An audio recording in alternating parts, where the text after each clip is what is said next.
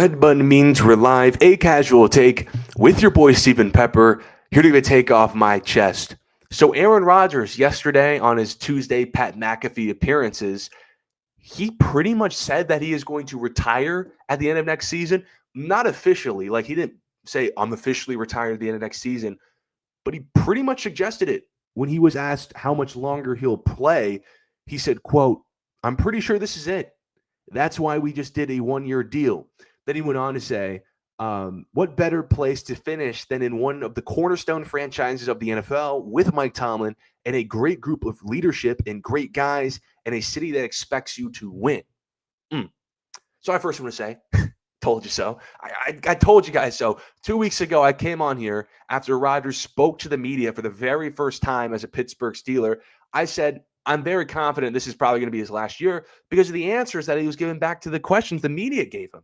It sounded like he chose Pittsburgh, this stable, historic organization led by Coach Tomlin, as a place to have a nice, soft ending to his career.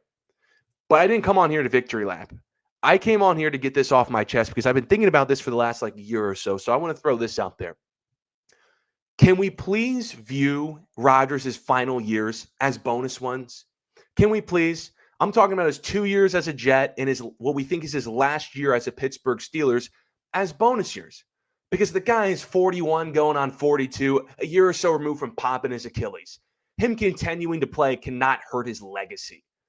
And I'm not giving special treatment to Aaron Rodgers. I'm just giving him the same treatment we gave Jordan on the Wizards, right? Because if that guy, Michael Jordan, could barely average 20 points per game in Washington on mid-efficiency at 40 and still be considered the GOAT, then Rodgers not making the playoffs as a Jet and potentially not winning a playoff game as a Steeler, that can't bring him down all time. It just can't. Think of it as bonus tracks to an album, right? Like if the bonus tracks aren't that cool, they ain't that special, then it's fine. You'll forget about them because they're at the bottom of the album. But what they can't do is affect the quality of the main songs. But if the bonus tracks are fire, then it only enhances the listening experience. What I'm trying to say is this. It pisses me off that a lot of people, including predominant media figures who I look up to, have been revising Rodgers' career, looking at his career differently based on how the Jets and what could happen with the Pittsburgh Steelers. And I can't get behind that because I don't think he can, because I think Rodgers' legacy is already cemented. What he does going forward can only help his legacy, not hurt. But to me, Rodgers' legacy is Green Bay. It's, time he got drafted in 2005, sat behind Brett Favre for a few seasons, then proceeded to rack up 4 MVPs, which is the second most ever, by the way. I feel like that gets downplayed. Then wins the Super Bowl MVP all the way up to his age 39 season, his final game, he walks off Lambeau Field. That's Rodgers' legacy to me. That's a top 5 quarterback resume ever. I think he's number 4. Maybe his Jets tenure could have added to it, but as soon as he popped his Achilles as a Jet, it's over. That was his legacy. And continuing to play going forward doesn't change that. But since he is continuing to play and his playoff win drought continues, it's 5 years now, and his Super Bowl drought is now 15, some people, including Nick Wright, who I love, have been using that as a way to sort of revise Rodgers' career and say, hey, look at that. Rodgers is not ending his career like some of the other top 10 quarterbacks, like a Brady, Manning with playoff wins and Super Bowls. And I'm like, can we not? If we do this with Rodgers, then we got to do it with LeBron.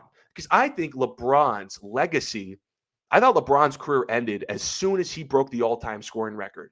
I think he was 38 years old. He broke the all-time scoring record. That was it. LeBron did not have to do anything anymore. He could have retired there. That's the record of all records. But he continued to play. But what has happened is he's racked up back-to-back first-round exits. LeBron before barely lost, never really lost in the first round before that. And now he has a negative playoff record in recent years. So when you look at his career, instead of 4 rings in 20 years, it's 4 rings in 22 years. And Jordan fans are using that as hey, he's still in his 4 rings and he's playing even longer. That's not good for LeBron's legacy. And I'm like, bro, shut up. These are bonus years. We don't do it with Jordan on the Wizards. I'm not going to do it with LeBron in year 22. And I'm not going to do that with Rodgers on the Steelers or the Jets. These are all-time greats who have cemented legacies. They can't damage their legacy. They can't really help their legacy either, but they can more help their legacy than hurt it. They can't move up and down the scale because of what happened here. These are just extra years that they're playing for the love of the game. And what we're not going to do is based on how mid, average, or sometimes poorly the final year or two goes when they're age 40. We can't just revise their careers or look at their legacies differently. No. But let me know what you guys think. I appreciate everyone for tuning into this episode of A Casual Take. Follow my social media, stay updated on all things related to the show. Until next time, see you.